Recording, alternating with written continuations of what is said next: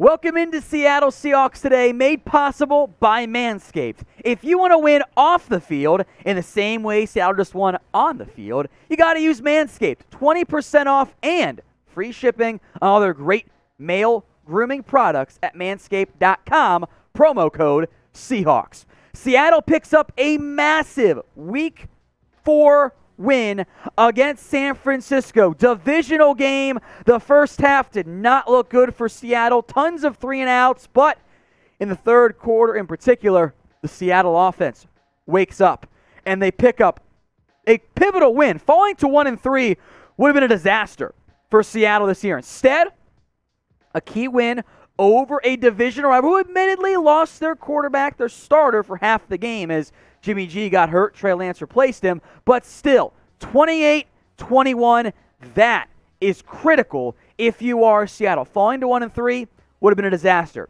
Getting a win was at minimum what they needed in this one. So everyone watching right now in the comment section, give me your one-word reaction to Seattle's Week 4 win. For me, I think any variation of big, critical, needed, any of those work as far as I'm concerned. But let me know what you guys are thinking in the comments section. Now, I do want to spend some time here early on the offense. They were bad in the first half. They had one real good drive in the first half. One of the other drives, one was an end of half drive. Doesn't even count. They ran 2 plays. 3 and out on their first 5 drives. Disastrous start for Seattle, but they hung around. They stayed in it.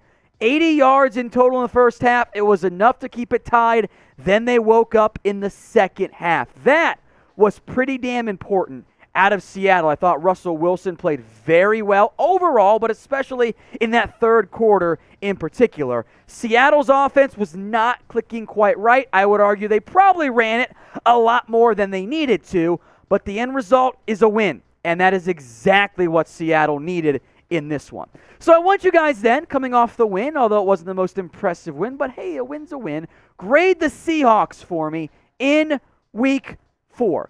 A, B, C, D, or F. If you get the ad break here on YouTube, scroll on down, head to the pinned comment, that's this question, and let me know what you think. Spent some more time here on Russell Wilson. The RUSS offense should have been utilized more heavily. 16 of 23, 149 to score, 6.5 yards per throw. When they ran the ball, even including Russell Wilson's 4 carries for 26 yards and a critical 16-yard touchdown run, Seattle averaged under 4 yards per carry. Maybe shouldn't have run it as much. I know that's what Pete Carroll wants really deep down. I thought Russell Wilson, though, in that third quarter in particular, really stepped up. He had a bunch of big plays.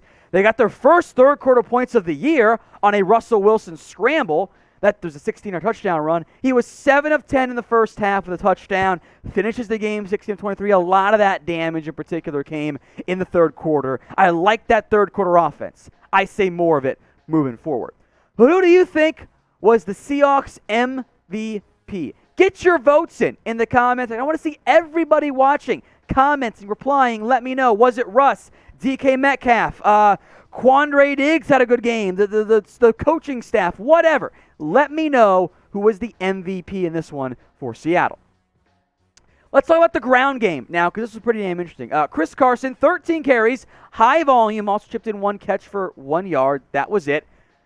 But a 2.3 yards per carry average out of Carson is not very good. Look, Rashad Penny's on IR, Travis Homer, DJ Dallas are third down backs only, but I was expecting a better performance out of Carson. Now, make no mistake, part of it, at minimum, is the offensive line, and they're kind of issues right now, but if you're getting that few yards per carry, maybe don't run it that much with Chris Carson. Alex Collins, meanwhile, was actually the more impressive of the backs in this one. 10 carries, 44 yards, a long of 14, a big touchdown run. Also caught 2 passes, the only 2 he was targeted on, for 34 yards, one of which was a 28-yard, matching the long in this game, but I thought they ran it too much. And I get it. Look, it's a win. They ran the ball a lot in the fourth quarter. I understand. Under 4 yards per carry, even with Russell Wilson averaging 6.5 yards per touch. It's not very good. I thought Carson, and especially him and even Collins as well, didn't have the best days on the ground, but as your backup, you like 10 of 44 from Collins. It's the 2.3 yards per touch you didn't like from Chris Carson. You know what else people don't like? A bunch of unkempt hair. No one likes that. Not you, not your significant other. Nobody is a fan. It's just kind of nasty. So let's start manscaping, fellas. It'll make things look bigger, and it feels cooler as well, both the temperature and just, the overall aesthetic. So get 20% off and free shipping on all of Manscaped's fantastic male grooming products. Head over to manscaped.com, and don't forget to use promo code Seahawks at checkout. Manscaped.com, promo code Seahawks. If you forget that, guess what ends up happening? You're not going to get the promo code. You're not going to get the discount. You're not going to get free shipping to yourself. You're going to miss out. Don't miss out. 20% off and free shipping. Manscaped.com, promo code Seahawks. Let's talk secondary now, the pass defense. Sidney Jones got the start, and the end results aren't that great. Deebo Samuel had himself a day. There's one big play in particular that's stuck in my mind. It was the 76-yard wide open Deebo Samuel. Adams kind of passed off Samuel to where Jones was, but Jones followed the outside receiver. I'm not sure, I think that was on Sidney Jones. Looked like everybody else was kind of in zone coverage except for Sidney. I'm not sure. Again, the miscommunication in the secondary is a big-time problem. So I wasn't overly impressed by Sidney Jones. This did have one nice pass breakup, but the Niners' disjointed pass attack still threw for 314 yards in total. That includes some sack yardage, by the way. Jimmy Garoppolo played the first half. He got hurt, did not return. 14 of 23, 165, one touchdown, one INT. Trey Lance was not perfect either. He completed only 50% of his passes, but 157 yards, 2 touchdowns, had the very long Deebo. Samuel really inflated his numbers. Also offered more on the ground, 7 carries, 41 yards. Look, they won. That's a big deal. I still don't trust this Seahawks secondary. That is still going to be kind of a game-in, game-out red flag. They don't get better. It's going to be tough to win what appears to be a very, very tough NFC West this year. We are this close to 23,000 subscribers. If you love the Seahawks, you've come to the right place. Daily videos, at least almost every day. The news, the rumors, recaps, previews, all of it. Haven't already, hit that big red button and subscribe today. Let's talk injuries now, kind of a bit more rapid fire on this one. Cody Barton left the game. It was a rib injury.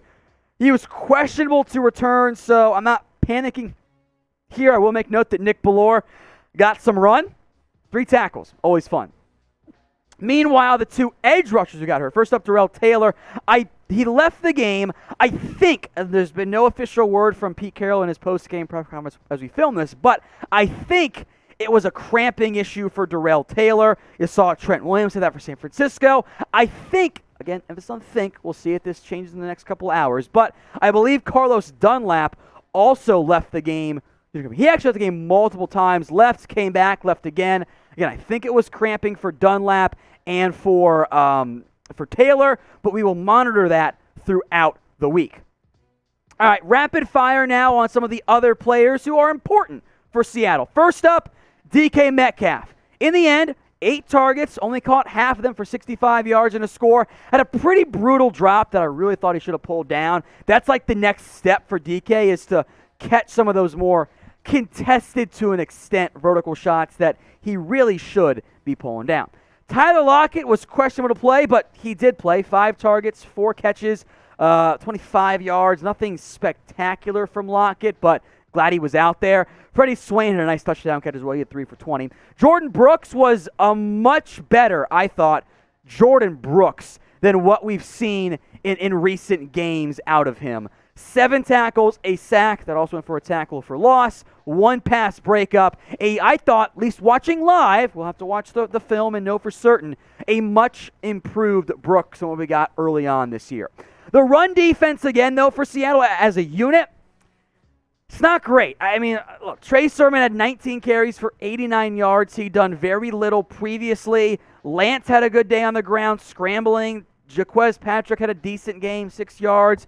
The Seahawks were up in much of the second half, thus limiting the ground game. But, again, I am a bit worried about the run defense and the secondary in Seattle.